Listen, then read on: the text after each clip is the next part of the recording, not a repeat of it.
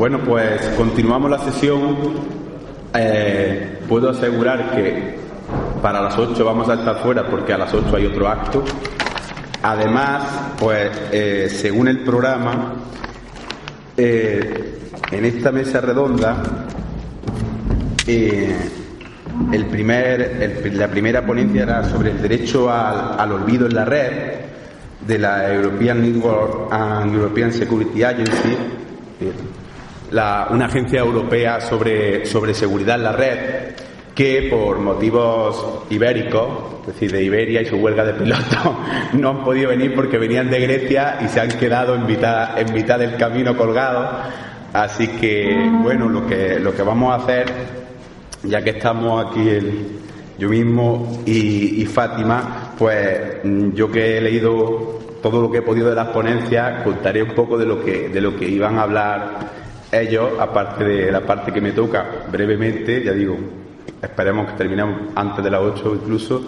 Y nada, pues quiero presentar primero y dejar primero que intervenga a la profesora Fátima Pérez Ferrer, que es profesora titular de Derecho Penal de la Universidad de Almería, que desde el primer momento pues se prestó, la verdad, a colaborar de forma entusiasta y bueno, con los lazos además que nos unen con la Universidad de Almería, que es una gran experta en temas de menores y ha escrito artículos que, bueno, por eso la hemos llamado, ¿no? Porque habíamos visto ya varias de sus publicaciones sobre el tema del acoso a menores en la red, ¿no?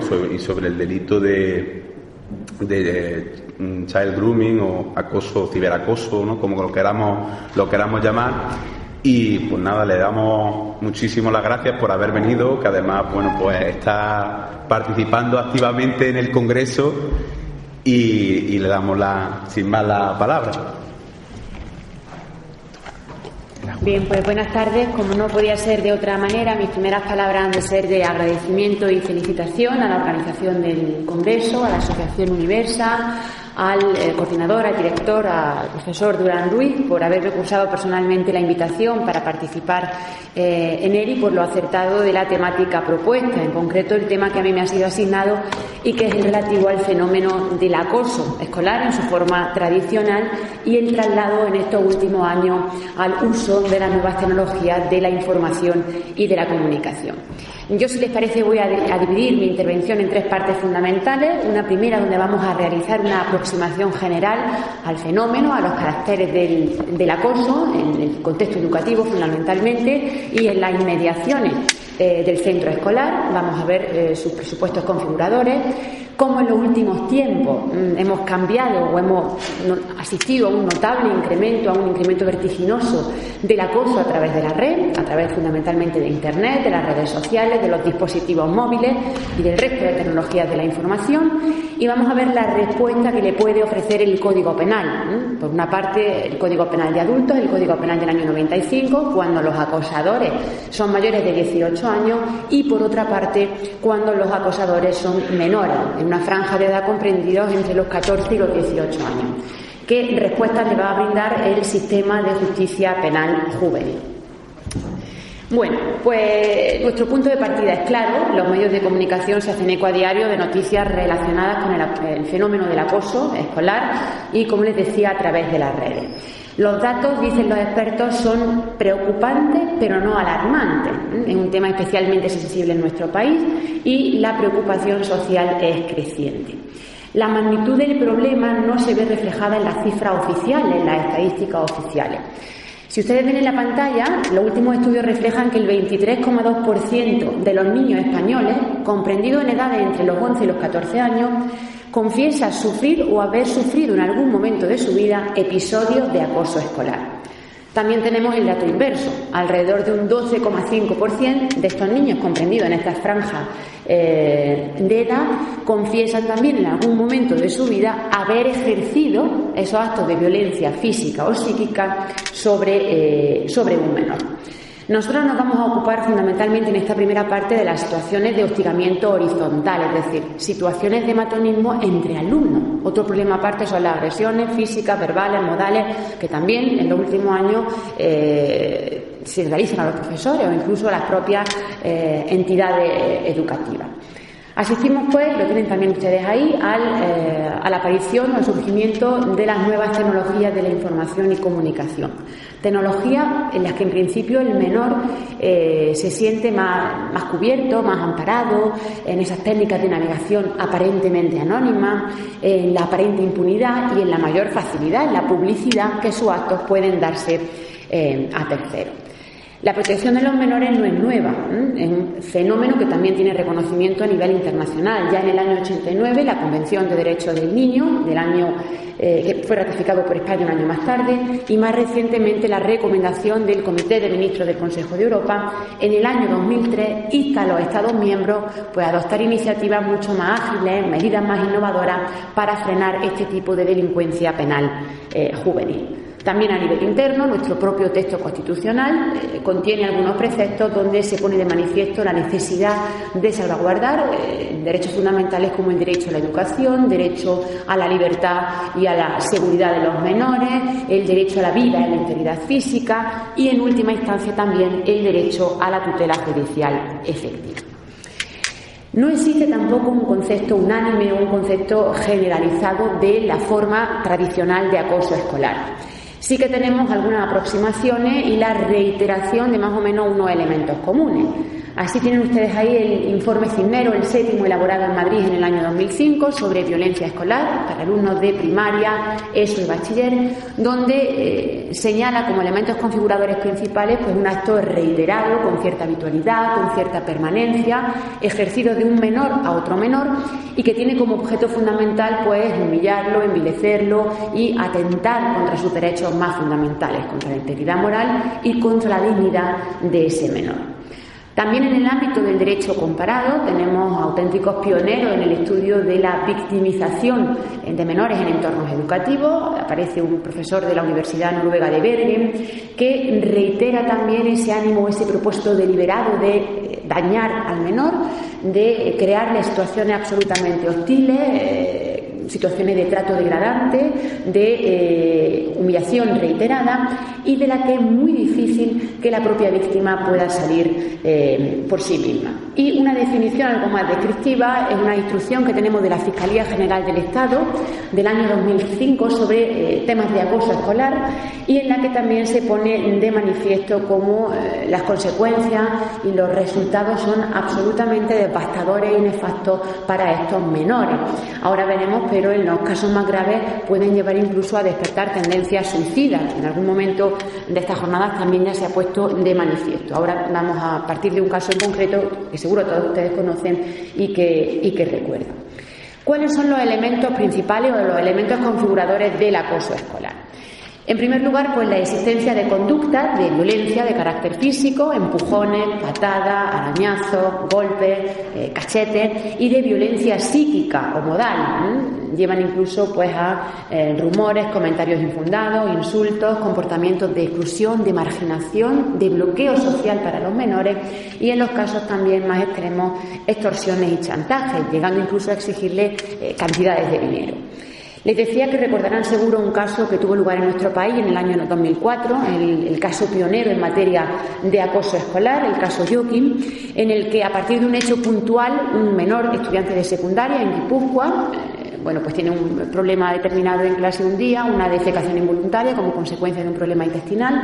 A partir de ahí es objeto de una reiteración de una fase de persecución, de acoso, de burla, de rumores por parte de los compañeros, situación que se ve agravada cuando éste acude a un campamento infantil con el resto de compañeros de aula y los monitores lo sorprenden fumando pues determinadas drogas, en concreto era hachís. Los monitores lo ponen inmediatamente en conocimiento de los padres y esas cartas resultan todas interceptadas, salvo la que va dirigida a los padres de Joaquín. Estos pues deciden comunicarlo inmediatamente al centro y a partir de ahí el resto de compañeros lo ven como un chivato. Hacía referencia anteriormente el profesor Chamizo también a estas situaciones. Bueno, pues se inicia una fase continuada de persecución al menor. El Juzgado de Menores de Guipúzcoa, en una primera sentencia, absuelve a este grupo de menores por un delito de inducción al suicidio, que ahora tenemos muy complicado a la hora de poder fundamentarlo en la condena. Lo absuelve y lo castiga por un delito contra la integridad moral. Revocada esa sentencia en segunda instancia, la Audiencia Provincial de Guipúzcoa, en el año 2005, cambia la calificación y condena a este grupo de 8 menores por una medida de internamiento en centro abierto durante 2 años y en ese segundo año además acompañado por una medida de libertad vigilada. La elección de la víctima también obedece a factores de naturaleza personal. Hay víctimas especialmente idóneas para ser destinatarios de estos comportamientos de acoso, una baja autoestima, una sensación de mayor vulnerabilidad, que les digo, pues lo hace convertirse en una especie de cómplices indirectos. También se ha de señalar, y también lo ponen de manifiesto los documentos a nivel internacional, que los comportamientos de acoso llevados a cabo por más de un sujeto son comportamientos mucho más peligrosos, con una mayor potencialidad lesiva. Desde el mismo momento en el que se difumina la responsabilidad penal, aparecen alteraciones emocionales, cognitivas en el menor y, en definitiva, pues son comportamientos, como les digo, mucho más gravosos. ¿Y qué papel también juegan los terceros, verdad? Los espectadores de esas situaciones de acoso, docentes o el resto de alumnos que comparten aula con la víctima? Es la denominada conspiración o pacto del silencio, ¿verdad? Por el temor a la represalia, por la desconfianza en los recursos institucionales o incluso por el propio miedo, por la propia angustia que estas situaciones les puede generar.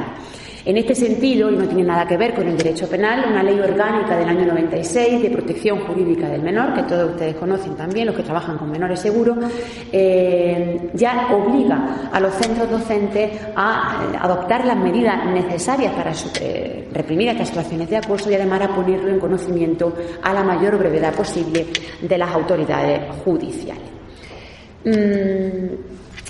Bien, hasta aquí la forma tradicional de acoso. ¿Qué ocurre en los últimos años?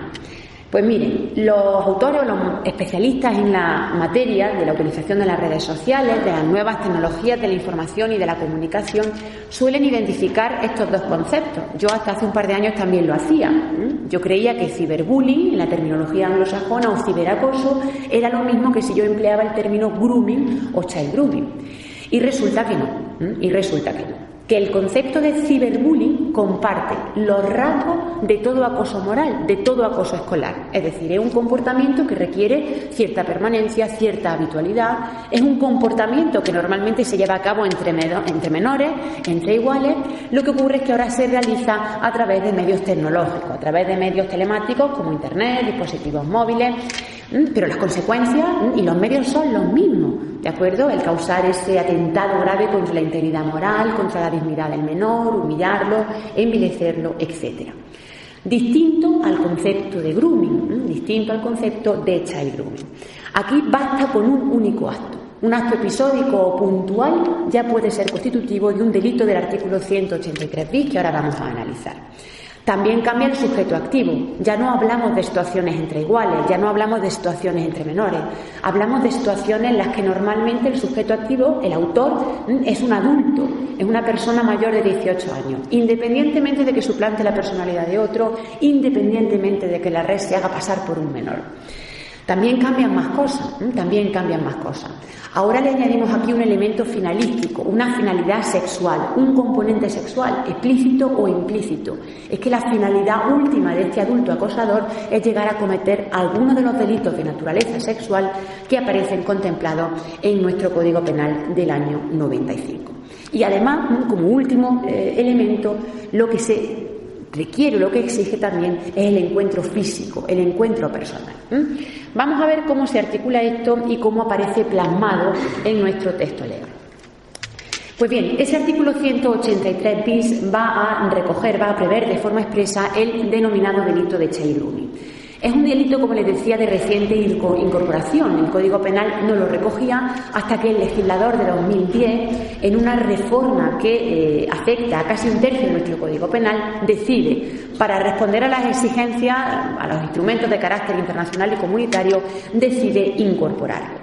Es un tipo mixto cumulativo, lo que significa que el legislador nos va a exigir que se den todos estos comportamientos, todas estas conductas, lo que en la práctica va a significar que este precepto o que este delito va a ser muy pocas veces aplicado. Ha sido objeto de muchas críticas, de muchas objeciones desde el momento de su incorporación. Casi, ahora lo veremos, no tiene aplicabilidad práctica. Si me apuran, casi ya les advierto, es un precepto absolutamente innecesario. Este tipo de comportamientos podían haber sido castigados por otras vías ya existentes del derecho penal.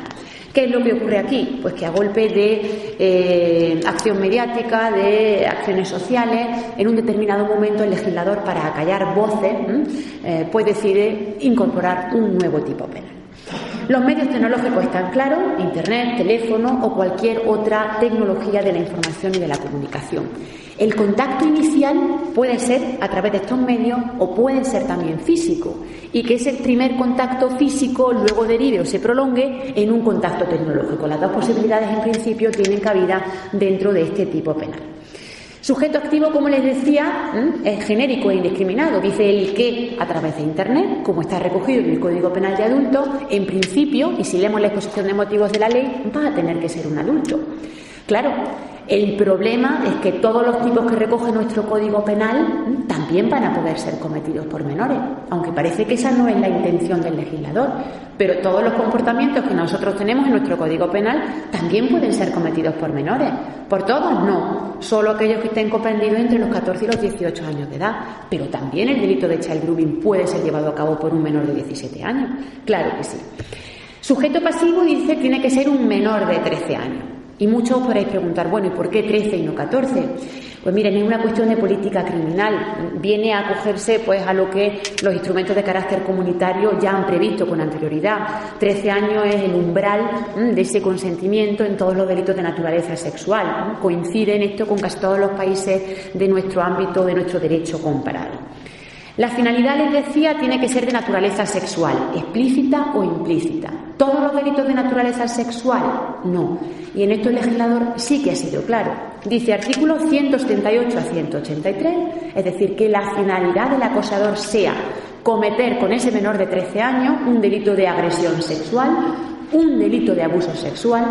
Y el único problema no lo vamos a encontrar con esos delitos comprendidos en el artículo 189. Aquí el legislador ha intentado también seguir una vez más los compromisos de carácter comunitario y limita o restringe ese contenido del artículo 189 que acoge múltiples conductas. Solo va a referirse a comportamientos de utilización de menores para elaborar material pornográfico o bien para captarlo y hacerlos partícipes en espectáculos exhibicionistas y pornográficos. Son los dos únicos supuestos que van a estar comprendidos en ese artículo 189. Además, se exige en el tipo lo único que hace es exigirnos y exigirnos cosas, con lo cual al final ya verán como casi es prácticamente imposible aplicarlo. Se exige que se acompañe de actos materiales encaminados al acercamiento. Y aquí también la casuística es muy amplia. El envío de regalos, se hacía referencia en la anterior ponencia, el envío de billetes para que efectivamente se pueda facilitar ese encuentro, el ir a recoger a un menor a la salida de un colegio, todo eso en principio son actos que contribuyen o que facilitan el acercamiento entre el adulto y el menor. Las penas que prevé el tipo es una pena alternativa, depende del órgano juzgador. Estamos hablando de pena de prisión de 1 a 3 años o pena de multa de 12 a 24 meses. Aunque si seguimos leyendo el precepto, vemos como a continuación se nos incluye un tipo agravado. Dice, ojo, que cuando estos comportamientos que acabamos de describir se realicen mediante intimidación, se realicen mediante coacción o engaño, automáticamente vamos a tener que incrementar la pena. Por lo que en la práctica, en la mayoría de los casos, directamente nos vamos al tipo agravado. Es que es la dinámica habitual en este tipo de delitos. Nadie accede a un acercamiento, a un encuentro, si no es mediante la presencia de estos medios comisivos. La estructura del delito también aparece perfectamente diferenciada. En las situaciones de child grooming tenemos tres fases, tres etapas. Una primera fase o fase inicial en la que se inicia pues esa relación de amistad a través de la red, a través del chat, a través del messenger, ¿verdad? En la que se empiezan a preguntar por los gustos, las preferencias, un poco intentando establecer ese control emocional sobre el menor.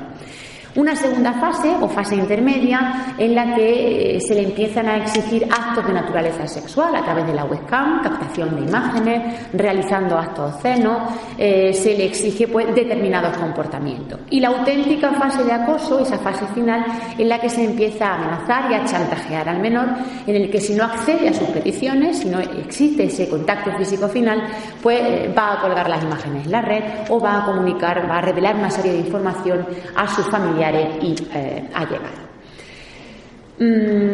Las pautas o los caracteres generales del delito, si me deja pasarlo, lo he pasado. Aquí se ha quedado. Ahora, en relación a los caracteres generales, como les decía, el legislador español lo único que hace es recoger lo que ya previamente estaba previsto en textos internacionales. Tenemos ahí un convenio del Consejo de Europa, el denominado Convenio de Lanzarote del año 2007, uno de los más recientes, una decisión marco de 22 de diciembre de 2003, sustituido posteriormente por una directiva del año 2011, varias decisiones también del Consejo y del Parlamento Europeo que elaboran o intentan elaborar pues unos planes plurianuales para las tecnologías emergentes, los riesgos y el acceso por parte de los menores a este tipo de nuevas tecnologías y, en definitiva, multitud de instrumentos que tienden a erradicar de forma absoluta esta lacra social. Yo les anunciaba también la deficiente técnica legislativa. El precepto es incorporado a nuestro Código Penal sin un proceso real de gestación interno. En el propio anteproyecto del año 2009 de Código Penal ni siquiera se recoge el tipo. El tipo obedece a una enmienda que introduce en un determinado momento el Partido Popular y que argumenta bien, lo hace bien, dice que los pederastas, los pedófilos ya no van a encontrar sus víctimas en los parques infantiles, es que a partir de ahora los encuentran a través de las pantallas del ordenador. Esa enmienda es aceptada sin los dictámenes preceptivos del Consejo General del Poder Judicial, tampoco pasa por el informe también obligatorio del Ministerio Fiscal, pero en definitiva se aprueba en el año 2010. Contradicen algunos puntos, principios fundamentales y básicos del derecho penal. Como les decía, es una manifestación más, a mi juicio, de un derecho penal simbólico o de un expansionismo del derecho penal, cuando los comportamientos de acoso escolar y los comportamientos de ciberacoso en ningún momento requieren intervención penal. El primer nivel de abordaje debe ser un abordaje fundamentalmente preventivo, debe ser solventado en el ámbito privado, en el contexto educativo, en actuación conjunta con la familia y dejar únicamente el derecho penal, por su carácter de última ratio o de intervención más lesiva a los derechos fundamentales, para cuando se produzcan los ataques más fundamentales, cuando se lesionen los bienes jurídicos más fundamentales. Pero en otros términos, antes se deben acudir a otros mecanismos y fundamentalmente mecanismos de prevención. ¿Qué ocurre con la dinámica del delito? Los menores se amparan en la utilización de identidades supuestas, técnicas de navegación anónima. Bajo la red se esconden auténticos estafadores, auténticos pederastas. Hay dificultad, aunque cada vez menos, en la persecución y en la investigación de estos delitos. Hace un momento hacíamos referencia a ellos. El otro día en Almería, en una reunión con los jefes de la unidad de delitos tecnológicos, nos decían, bueno, cada vez tenemos menos problemas. El problema fundamental es el tiempo. Es decir, mientras que nosotros recibimos la denuncia y nos ponemos a investigar, ese rastreo de las direcciones IP o ese material que se ha almacenado en servidores, si nosotros pedimos algo a Facebook, Facebook tiene su servidor en Estados Unidos, mientras que Facebook nos manda a nosotros la información y se pueden pasar meses e incluso años, y mientras no le damos una respuesta prioritaria a esa familia. Somos conscientes también de que Internet y el resto de redes sociales son un medio de intercambio masivo de información. También lo poníamos de manifiesto esta mañana. Indudable ventaja, pero también una potencialidad de riesgo absolutamente elevada, donde lo privado termina convirtiéndose en algo público.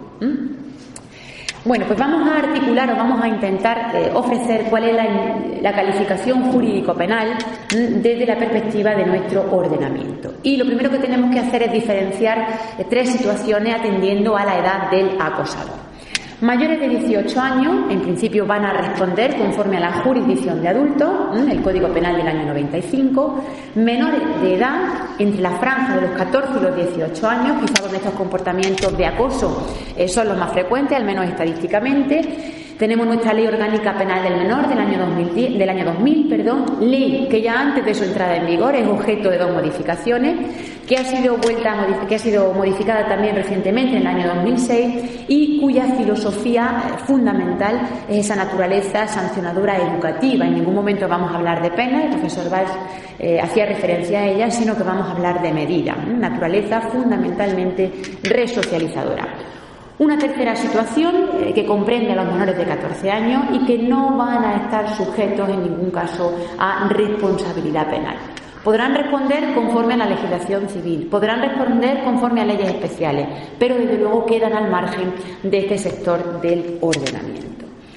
¿Cuáles son los tipos delictivos que más se aproximan o que más pueden albergar este tipo de comportamiento? La Ley Penal del año 2010 no recoge ningún tipo específico que castigue el acoso escolar. Fíjense, y es curioso, castigan el acoso laboral, castigan el acoso inmobiliario y no sabemos si por un olvido del legislador deja sin castigar los comportamientos de acoso escolar. Las únicas dos vías que tenemos para poder intentar dar respuesta a ellos son los delitos contra la integridad moral del 173 o bien el delito de inducción al suicidio, aunque también les advierto que en la práctica no tenemos ninguna sentencia que haya acogido esta segunda opción. ¿Qué ocurre con los delitos contra la integridad moral? En el Código Penal, como les decía, se encuentran recogidos en el artículo 173, apartado primero, tipo que también ha sido objeto de múltiples objeciones por la amplitud, por la vaguedad y por la generalidad con la que las conductas aparecen descritas.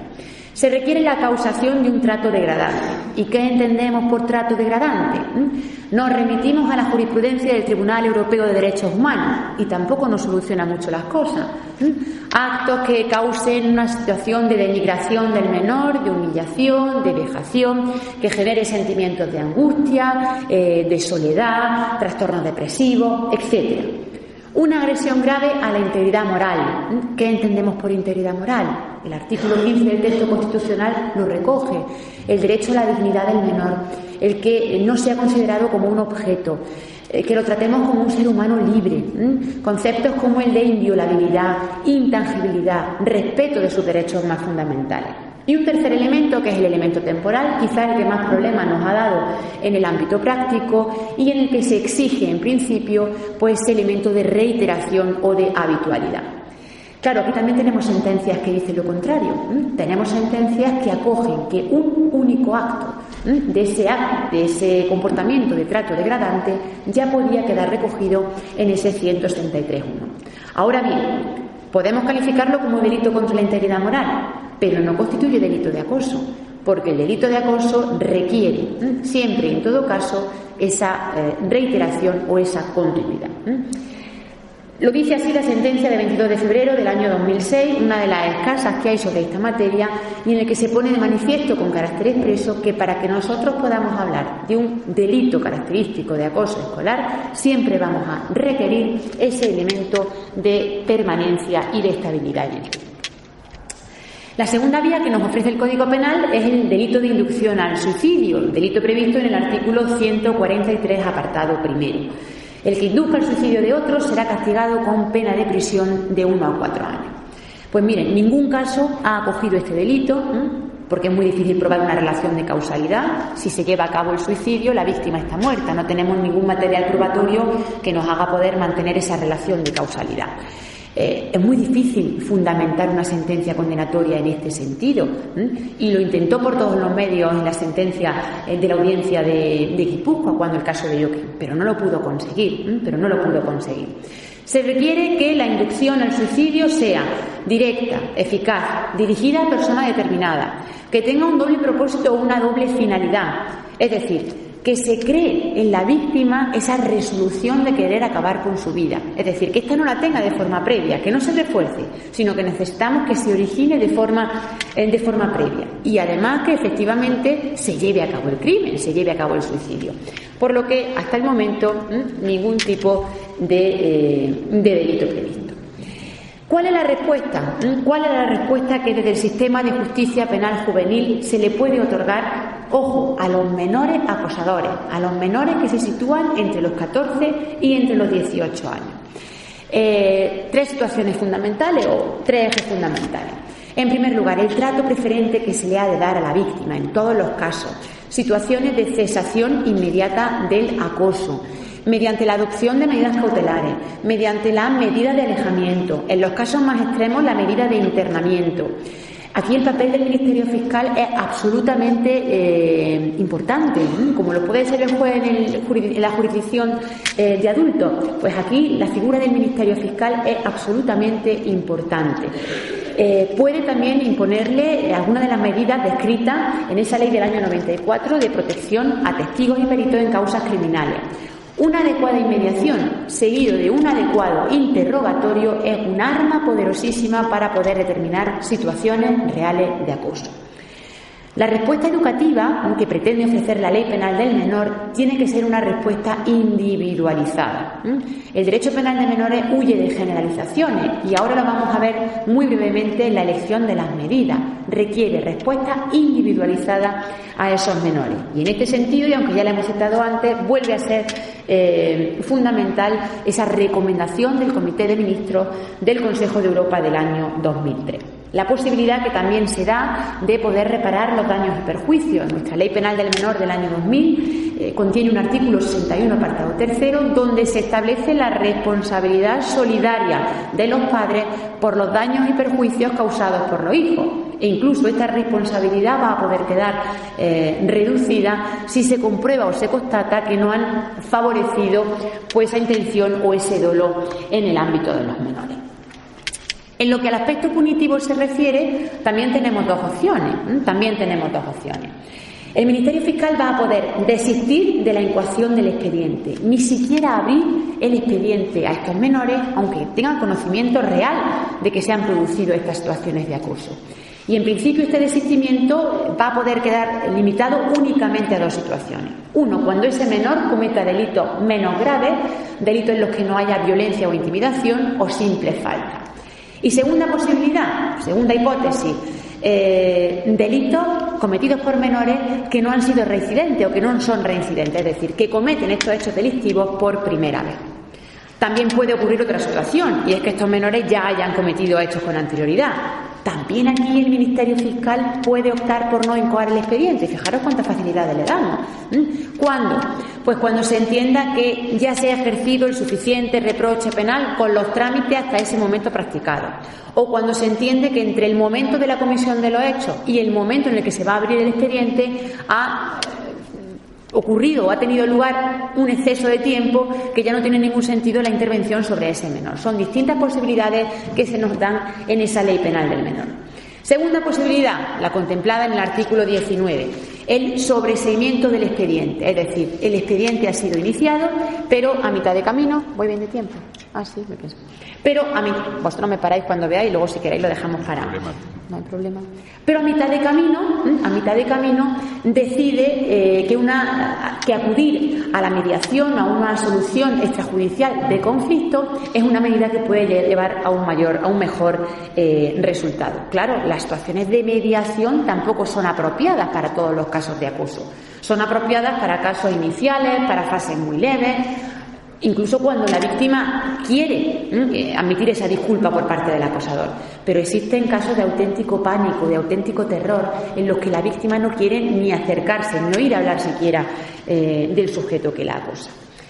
En relación a las medidas que se establecen en la Ley Penal del Menor, sobre esto sí que voy a pasar muy rápido porque el profesor Valls ya ha hecho un estudio detenido de cuáles son las medidas que se imponen a estos menores delincuentes. Están recogidas en el artículo 7 de la Ley Orgánica Penal del Menor.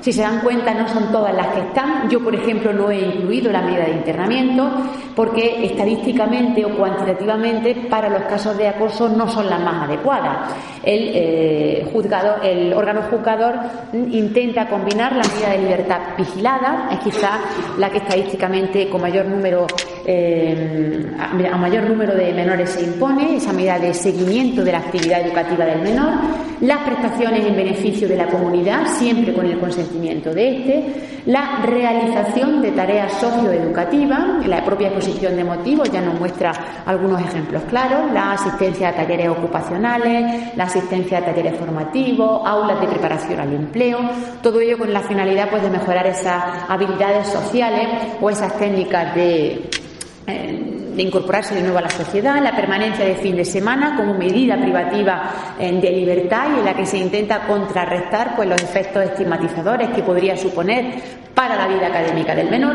y la medida de alejamiento que fue introducida en la reforma del año 2006 y que también se muestra como adecuada, la prohibición del menor de acudir a determinados lugares, de aproximarse a la víctima, cualquiera de sus familiares, a personas vinculadas a su entorno familiar, etcétera. Problema también, y voy terminando, problema también que nos encontramos fundamentalmente en los casos de acoso escolar, de acoso en el espacio físico. La posibilidad de que se pueda abrir un expediente disciplinario por el propio centro escolar y además que también pueda ser objeto este menor de una sanción penal. Me estoy refiriendo al principio nevis in idem, a la doctrina que el Tribunal Constitucional, fundamentalmente a partir de una sentencia de 16 de enero de 2003, recoge y que dice que efectivamente es posible la confluencia de sanciones disciplinarias y penales siempre que no haya identidad de sujeto, hecho y fundamento. La instrucción a la que yo me refería hace un momento, esa instrucción de la Fiscalía General del Estado, nos da unos parámetros para intentar aplicar en este contexto ese principio nevis in idem y nos dice que también puede suceder de la siguiente manera, es decir, que primero se imponga esa medida o esa sanción en el ámbito disciplinario y que posteriormente se imponga la sanción penal. Ojo, siempre y cuando se tenga en cuenta también, se deduzca, por decirlo de alguna manera, esa sanción previa impuesta. Se dan las tres opciones a las que hace un momento me refería: el desistimiento en la incoación del expediente, el sobreseimiento del mismo y la modulación de la extensión y de la naturaleza de la medida. El Real Decreto del año 2004, que aprueba el Reglamento de Desarrollo de la Ley Orgánica Penal del Menor, también nos habla de la situación inversa, es decir, hechos que pueden ser constitutivos de infracción penal y que posteriormente son objeto de sanción disciplinaria.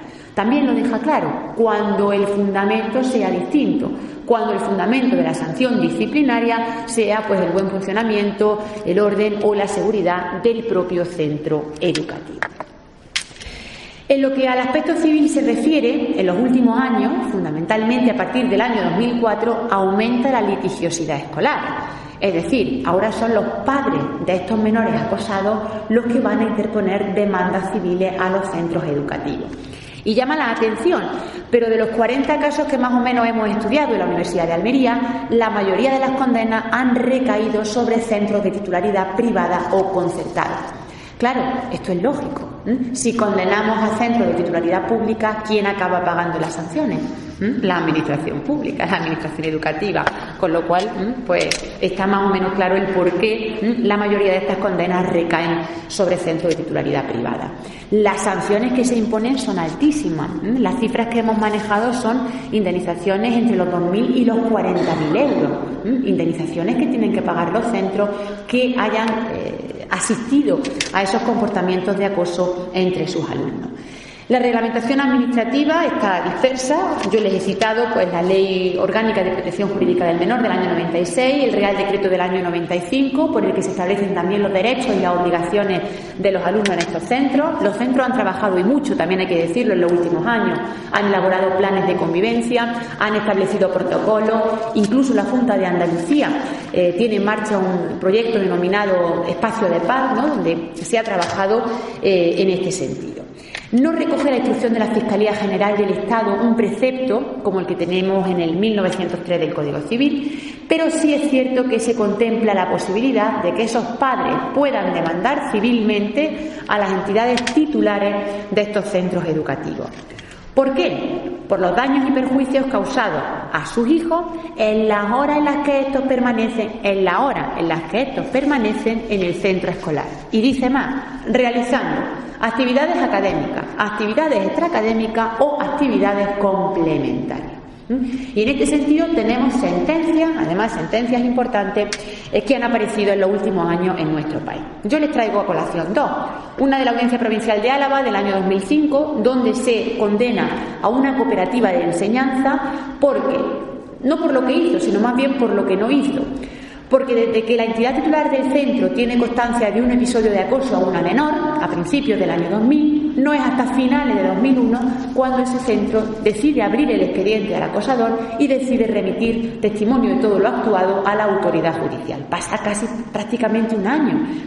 La condena en este sentido es clara, dice, usted va a responder por la falta de diligencia, por el no haber empleado las medidas de detección y corrección en este episodio de acoso, por la pasividad que ha mostrado ante este tipo de conocimiento. Mucho más dura, es la sentencia de la Audiencia Provincial de Madrid del año 2008. Es el denominado caso del colegio suizo, que tuvo muchísima repercusión a nivel de los medios sociales. En este caso, el juzgado de primera instancia absuelve al centro y dice que hay una falta de acreditación de las pruebas. No se puede constatar que efectivamente el centro tenía conocimiento de esta situación de acoso a un determinado menor. Se recurre y en segunda instancia la Audiencia Provincial condena al centro, además con una cantidad importante, eran 30.000 euros si no recuerdo mal, porque se logra probar, es decir, se incorporan muchísimas más pruebas de las que en un primer momento se habían aportado. Se prueba que efectivamente había varias entrevistas de los progenitores con los tutores, con los educadores sociales, con los psicólogos del centro.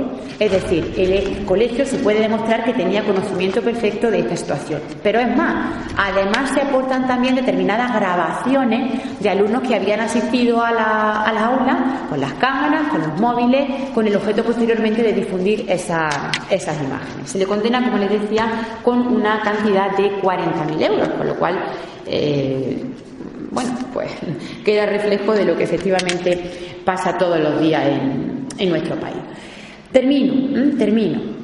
Les decía en un principio, la estadística, las cifras oficiales que manejamos no responden para nada a las situaciones reales. Las denuncias, sobre todo en esta materia, a día de hoy siguen siendo escasas por el miedo, por las represalias y por la finalidad del menor de no querer ser considerado como un chivato, ¿no?, por el resto de compañeros del aula. Hay que analizar las verdaderas causas de aparición de este fenómeno. Hay que analizar los indudables riesgos que presentan las nuevas tecnologías de la información y de la comunicación. Los centros, yo les decía, han adquirido en los últimos años un notable protagonismo. Han trabajado en programas en materia de acoso escolar y en acoso también a través de las TICs. Indudable es la aportación que pueden realizar los docentes, los educadores en nuestros hijos. Fundamental la aportación que estos pueden plantear. Pero un abordaje meramente represivo o punitivo no es la respuesta. El recurso al derecho penal está para otras cosas, está para otros delitos, está para otros comportamientos, pero no precisamente para este tipo de conducta. El abordaje debe ser fundamentalmente preventivo y en un mismo sentido, familia y comunidad educativa. Hay que potenciar o hay que fomentar una mayor sensibilización y concienciación social. Y hace un momento también lo decía un compañero, es que hay que educar también a la familia. El problema no es que nosotros trabajemos con menores, el problema es que hay que trabajar también con la familia. El otro día, en Almería, nos invitaron a dar una charla en un instituto, en un colegio, a padres. Estábamos invitados por la Asociación de Padres. Y en un determinado momento, al final, pide la palabra una señora y se echa a llorar. Y nos contó su situación. Hacía 2 semanas, una señora madre de 4 hijos, una madre relativamente joven, y la tercera de su hija, de 11 años de edad, que no tiene 20, porque la madre dice que le parecía una edad todavía, para que no tuviese acceso a las redes sociales. Bueno, pues le suplantan la personalidad a esta menor, se crean una cuenta, un nick falso, y y mediante ese nick acosan, atemorizan, amenazan a 2 compañeros del mismo aula. Claro, una madre de la niña, una madre de una compañera, lo pone en conocimiento, llama por teléfono a la madre de esta menor que dice, pero bueno, mi hija no puede ser, bueno, había fotos subidas, mi hija no puede ser, si mi hija no tiene acceso a la red social. Bueno, pues efectivamente su hija no había colgado fotos, pero sí había colgado fotos suyas otra compañera del aula. Bueno, pues decía el jefe de la unidad de delitos tecnológicos, muy bien, usted ha denunciado, pero yo ahora no puedo hacer nada hasta que a mí, de Twenty, me envíen el contenido de la foto. Yo pueda quitar o eliminar la foto. Yo pueda reunir todas las pruebas. Los delitos que se cometen a través de redes y a través de medios informáticos son delitos que nosotros denominamos de sospecha, indiciarios. No tenemos pruebas fehacientes. Como mucho tenemos la captura de una imagen, como mucho tenemos una fotografía, una copia de un email, pero más allá no tenemos absolutamente nada. Es decir, son delitos muy difíciles de probar. Y como les decía, la solución pasa pues por un abordaje fundamentalmente preventivo, el crear entornos vitales de calidad a nivel educativo, a nivel familiar, y el intentar solventar estos problemas, estos conflictos de naturaleza interpersonal en la medida de lo posible en un ámbito estrictamente privado, en un ámbito que por otra parte es el núcleo fundamental de resolución, el no acudir al derecho penal salvo para los casos más graves. Bueno, pues yo por mi parte nada más, agradecerle la atención y si quieren alguna cuestión en el turno de intervención, pues muy bien.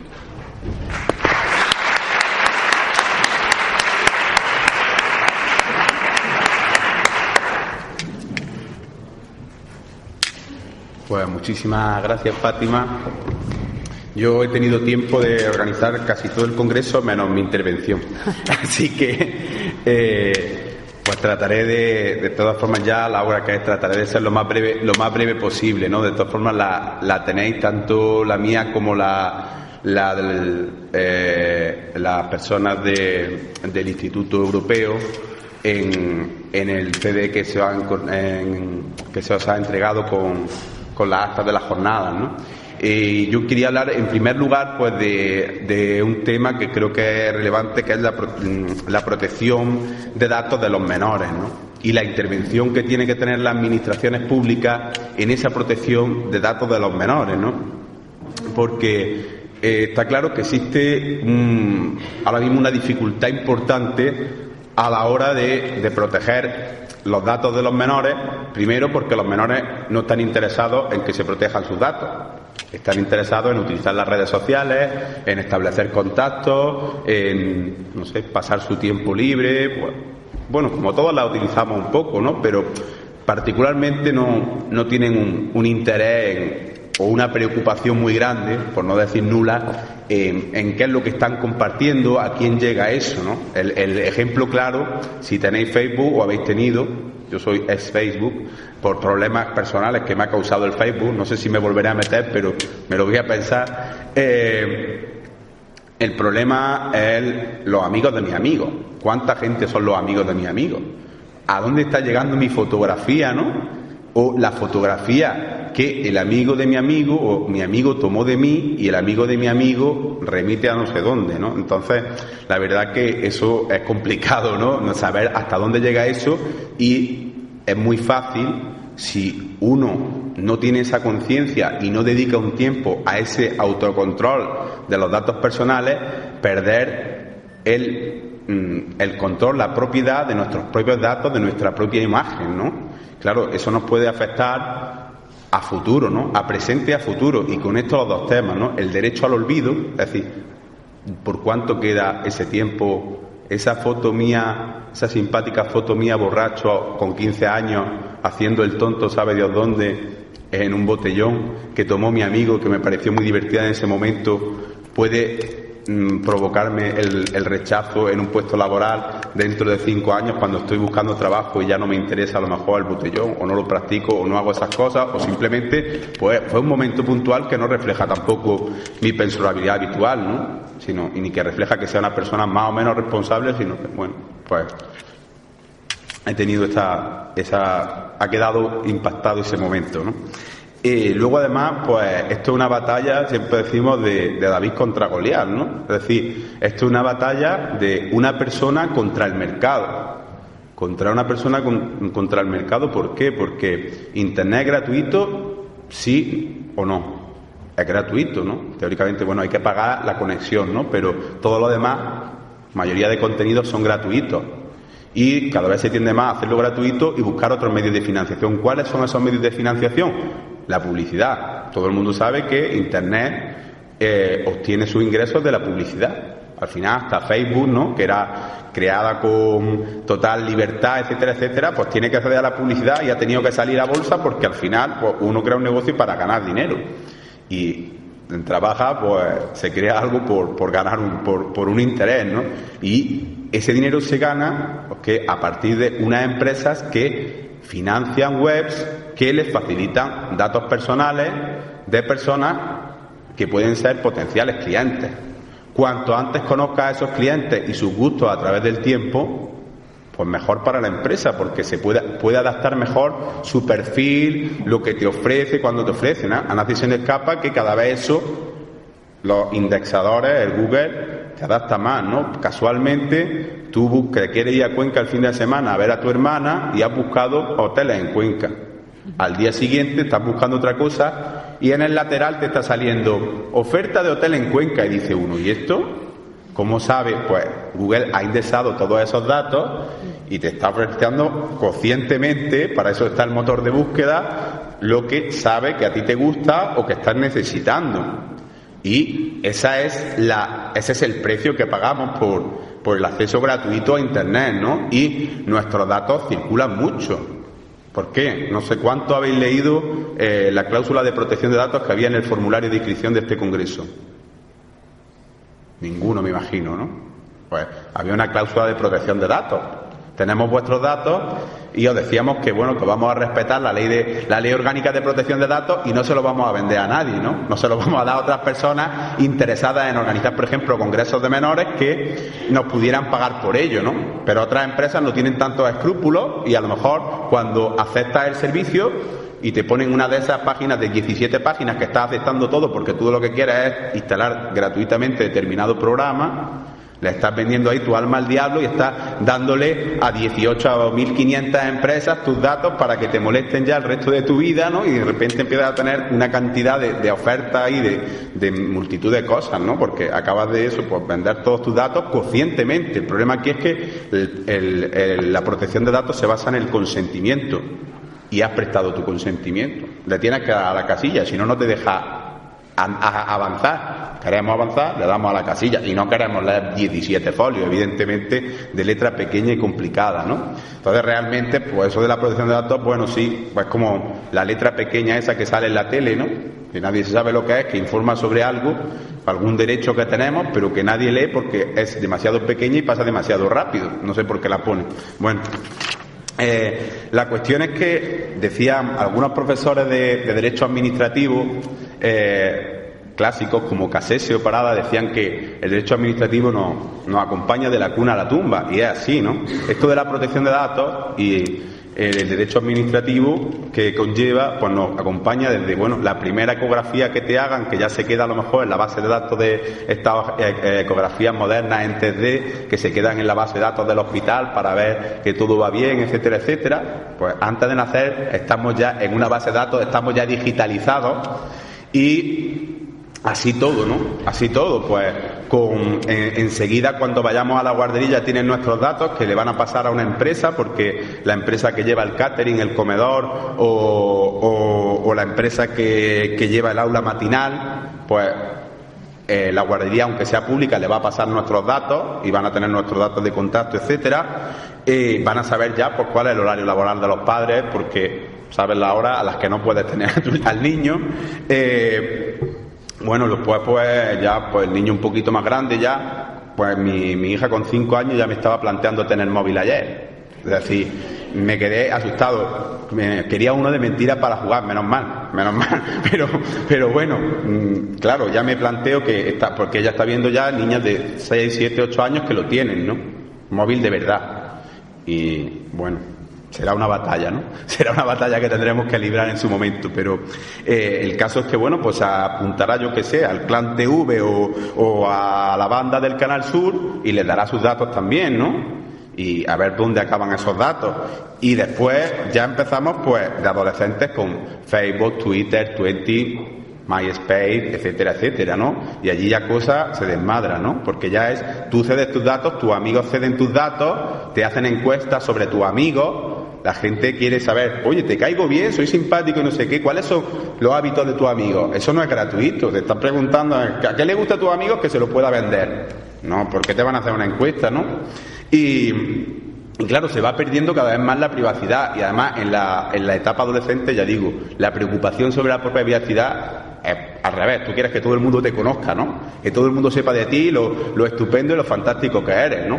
Al contrario, ¿no? No te preocupa para nada que tus proezas y hazañas salgan en Internet, ¿no? Aunque luego puedan ser consideradas estúpidas, ¿no? Bueno, y luego pues eso sí, pues un menor es un menor que medio se comporte, solo hará eso, ¿no? Si no hará lo que ha dicho Fátima, ¿no? El ciberbullying, el acoso, nos meteremos en cuestiones más importantes, ¿no?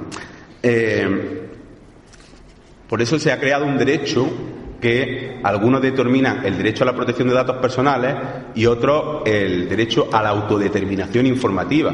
Casi me gusta más el tema de la autodeterminación informativa, aunque como suena más complicado, pues al final se ha acuñado más el de protección de datos personales, pero el de autodeterminación informativa pues da más una idea de decir, soy dueño de mis datos, ¿no? Y eso es lo que tenemos que ser conscientes, de que la Ley Orgánica de Protección de Datos, que viene de una directiva de la Unión Europea del año 95 y la Ley Orgánica del año 99, que curiosamente no sé por qué no se desarrolló el reglamento hasta 2007, tardó mucho en desarrollarse, pues la que establece ese derecho y establece unos derechos básicos, ¿no? Que uno tiene que dar su consentimiento para tratar los datos, que tiene derecho a cancelar esos datos, que tiene derecho a oponerse al tratamiento de esos datos. En fin, pues unas cosas muy, muy básicas, ¿no? Pero que luego a la hora de hacerlo es muy complicado. ¿Quién no ha buscado? Un amigo me pidió ayuda, oye, que me han suplantado la identidad en Facebook. ¿Dónde está Facebook? ¿Cómo voy a Facebook a decir que me han suplantado la identidad?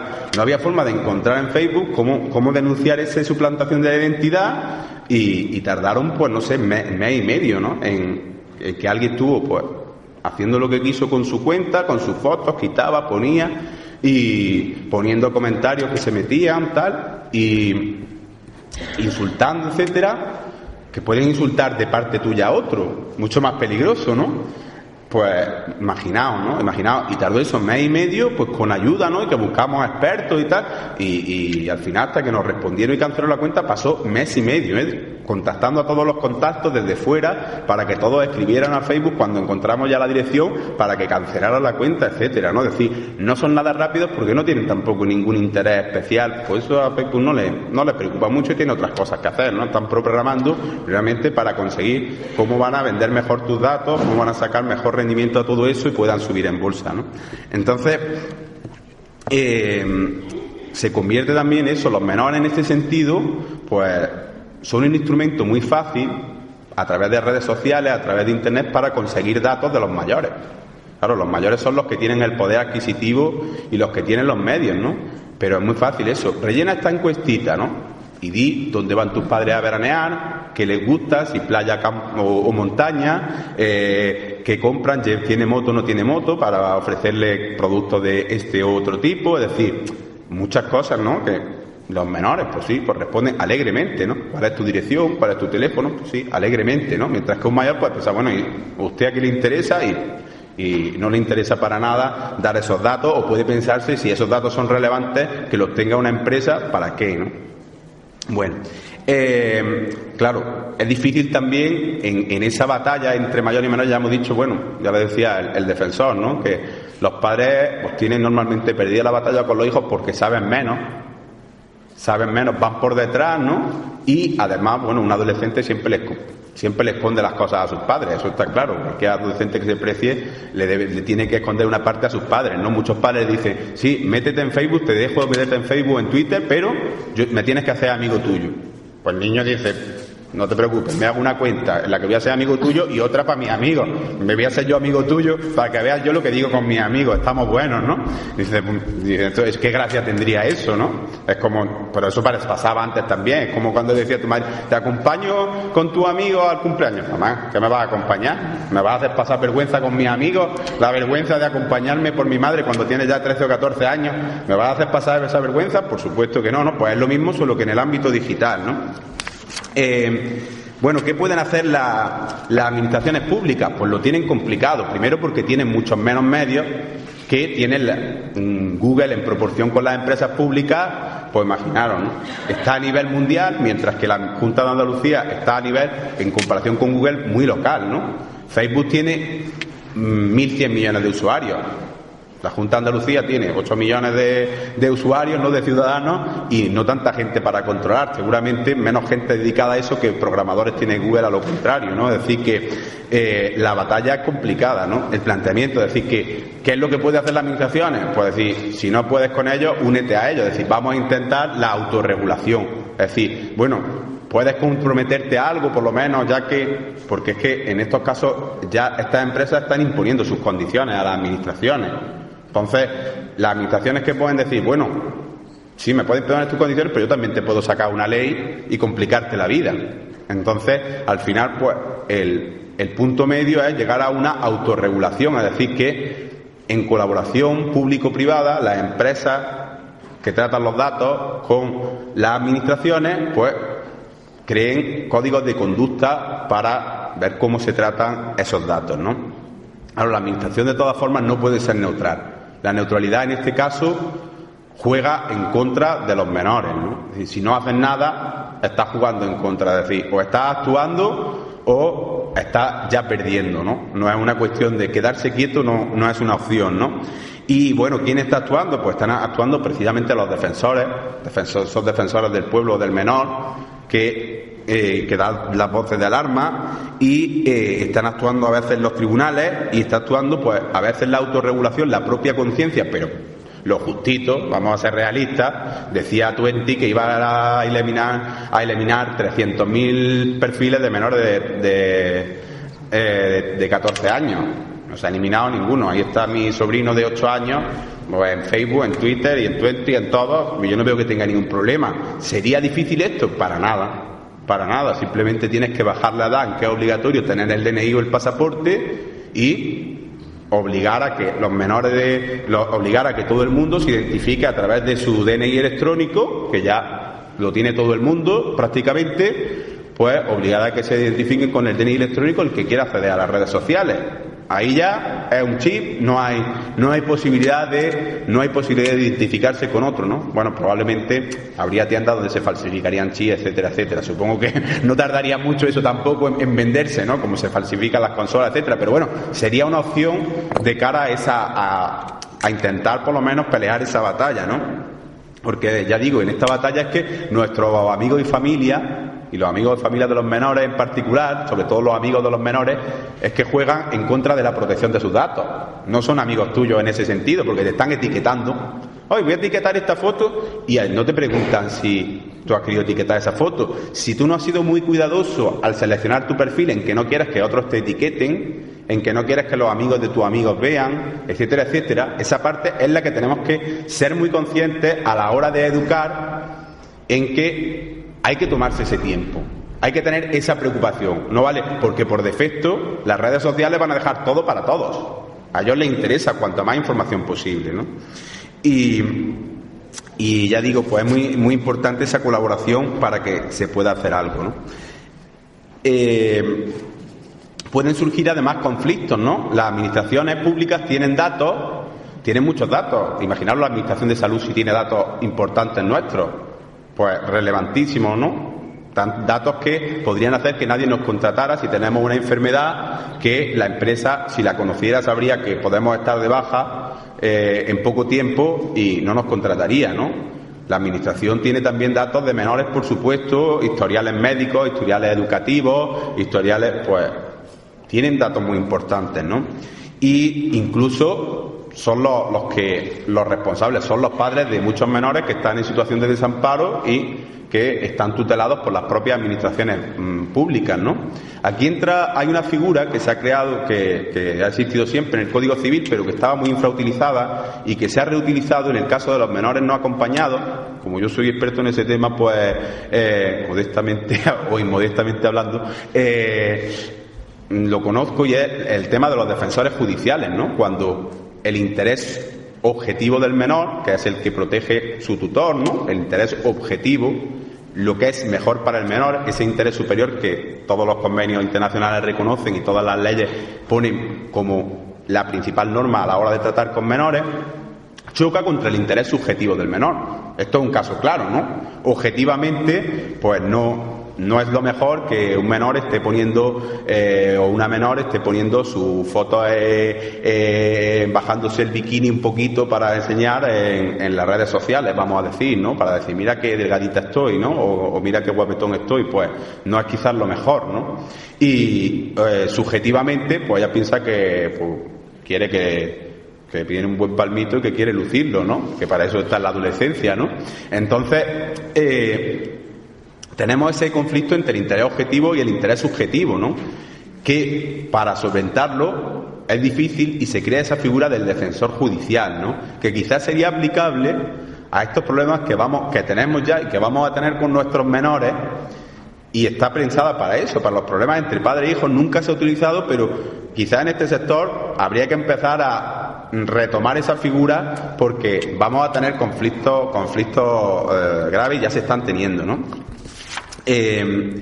Bueno, luego es imprescindible, como ya he dicho, la labor pedagógica, es decir, tenemos que ser conscientes de la importancia de formar sobre la protección de datos personales, sobre la autodeterminación informativa, y igual que se enseñan otras cosas, enseñar a nuestros hijos y enseñar en los colegios, etcétera, pues la importancia de eso, ¿no? Cuidado, ¿no? Pues este código también de las madres o de los padres, ¿no? De niño, cuidado, no cojas caramelos de un extraño, vuelve a casa, pues eso hay que adaptarlo a las nuevas tecnologías y a los nuevos tiempos, y en esa parte pues está, niño, mira a ver quién puede ver tus fotos, quién puede ver tus datos, quién puede ver lo que escribes, tus opiniones, tus gustos, etcétera, ¿no? ¿Qué dice la Ley de Protección de Datos Personal de todo esto? Pues la Ley de Protección de Datos, como es del año 99, y en ese año pues todavía, si recordáis algunos, en ese año yo estaba haciendo la carrera, creo que tenía un mobilaco así de gordo y que era complicadísimo, que casi nunca funcionaba ni tenía cobertura en ningún sitio, con lo cual lo que era un trasto insoportable. Entonces la verdad que pues no existían tampoco estos problemas, y la Ley de Protección de Datos pues tampoco se preocupaba mucho, ¿no? Y no hace nada, ninguna referencia realmente la ley a la protección de datos de menores, ¿no?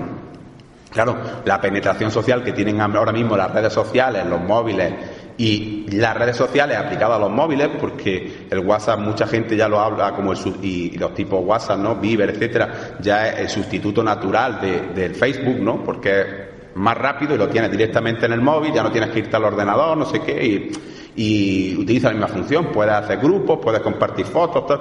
Al final, pues lo más cómodo es lo que siempre termina triunfando, ¿no? Y se va viendo. Y además oía la noticia de que los padres, como también se apuntan a Facebook, pues ya los hijos no quieren. Eso es de toda la vida, ¿no? Se buscan otra, ¿no? El Twenty, ¿no?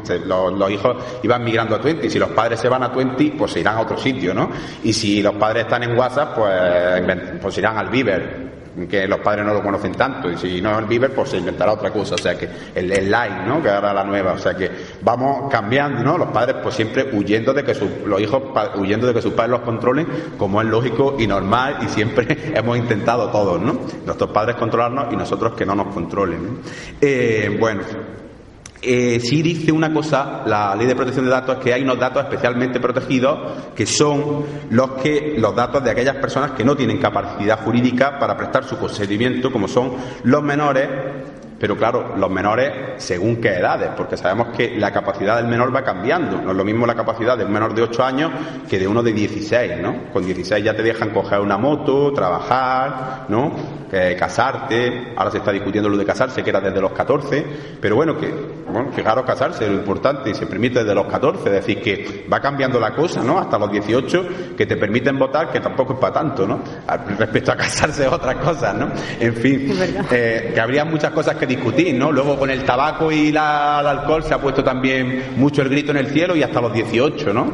Es decir que, bueno, a veces no se entiende mucho esa cambios de capacidad, ¿no? Pues un poco se legisla así, pues según lo que la sociedad va demandando en cada momento, ¿no? Los incapacitados, pues pasa lo mismo.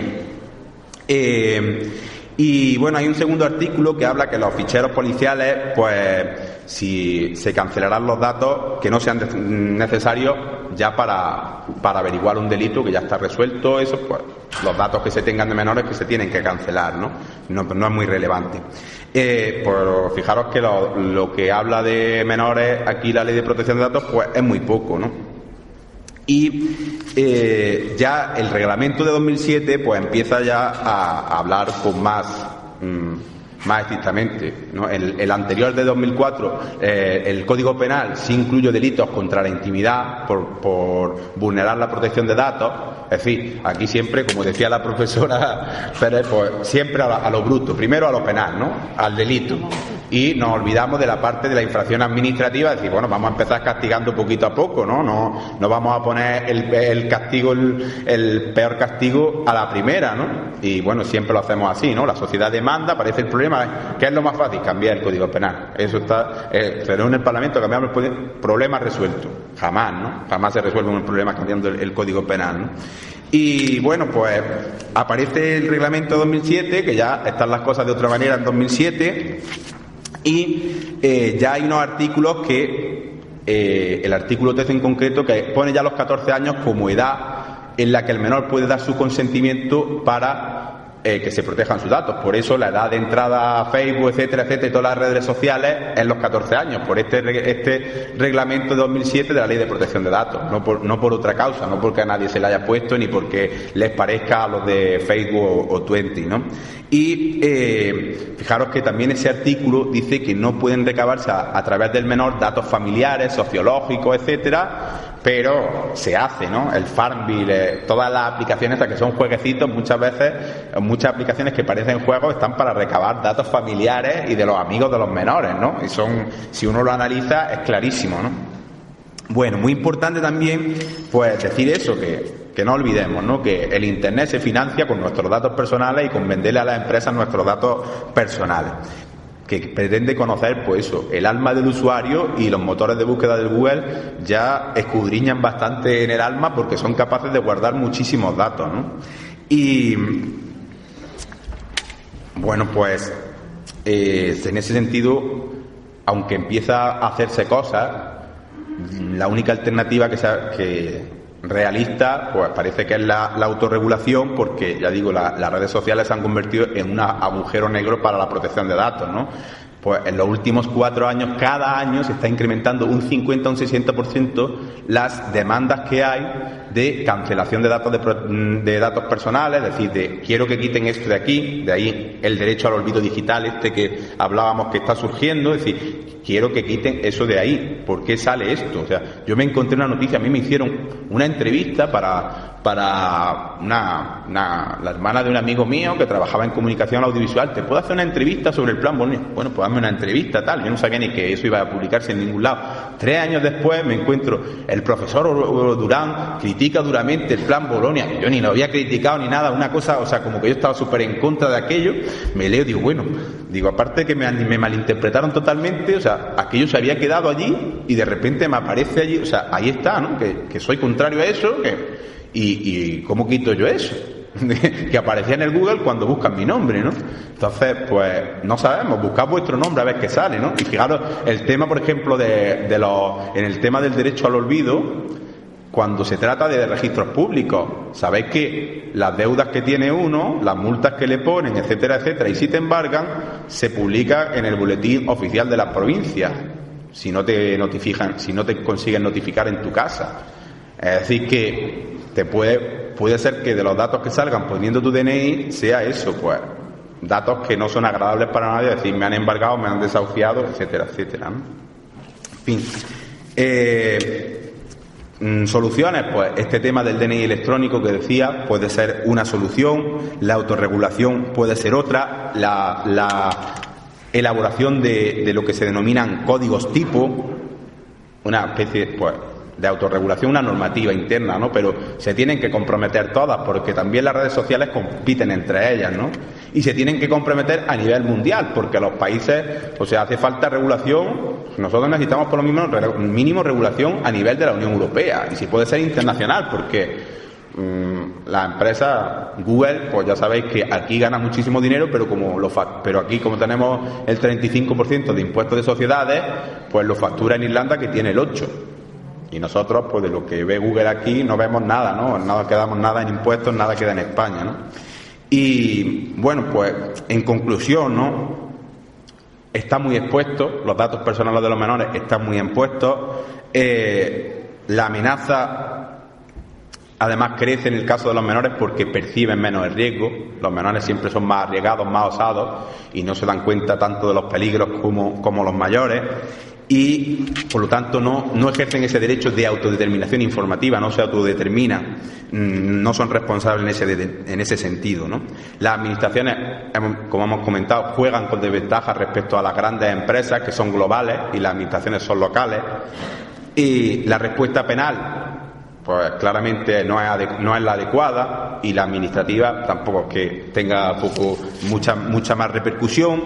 Y en definitiva, pues lo que se podría proponer también, aparte de lo del DNI electrónico que hemos comentado, pues sería, y una regulación a nivel internacional, pues sería que los datos personales de los menores fueran considerados datos sensibles, ¿no? En los que se da un plus de protección, ¿no? En la que el consentimiento tiene que ser siempre expreso, nunca cabe el consentimiento presunto, ¿no? O ese consentimiento de ese pequeño clic en un casillerito, ¿no? Sino que usted mande su consentimiento y que yo vea su firma y que yo me entere, y si es menor de 14 años, que venga su responsable legal, padre, madre o tutor, y lo preste.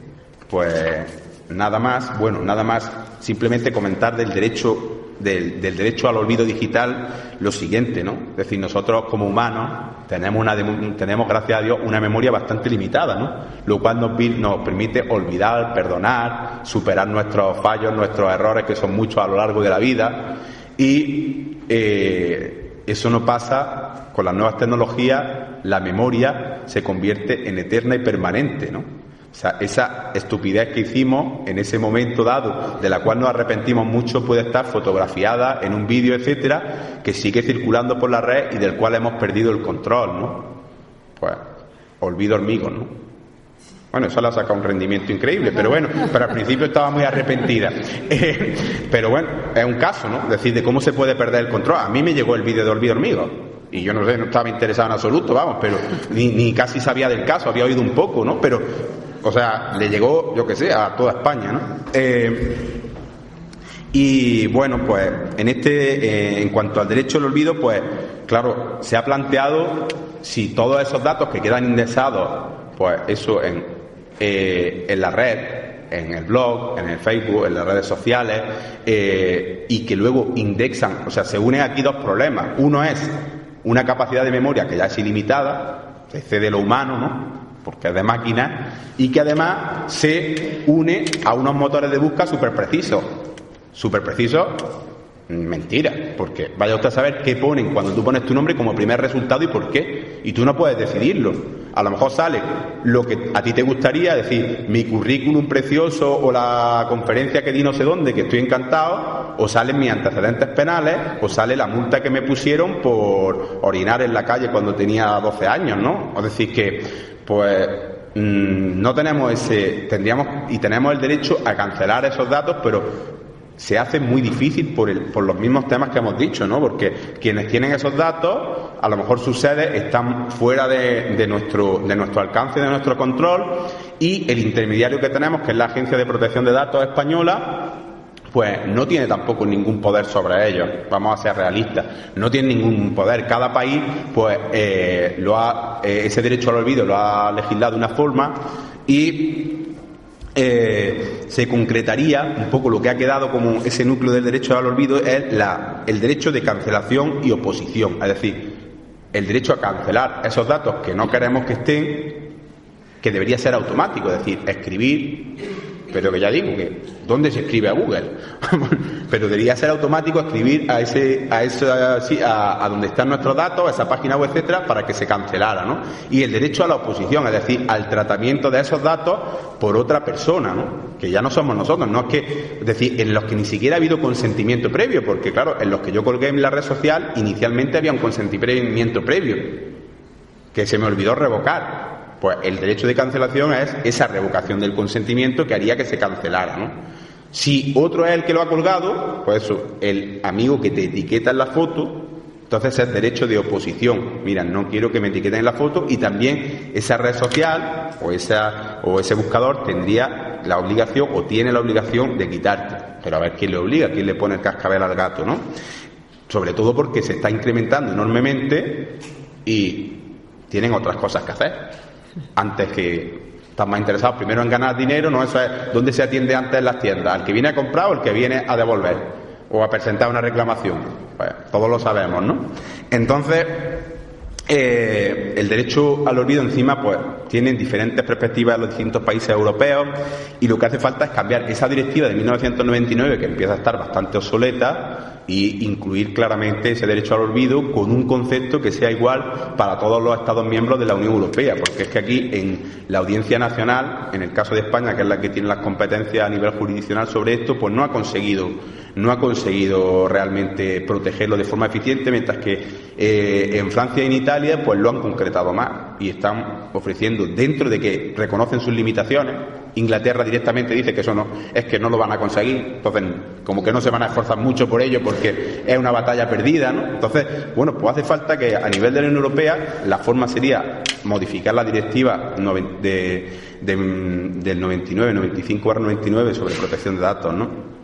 Y por último decir que bueno, que hay algunas excepciones, ¿no? Algunos datos que sí hay que conservar, que son los datos históricos y culturales, los de las hemerotecas, etcétera.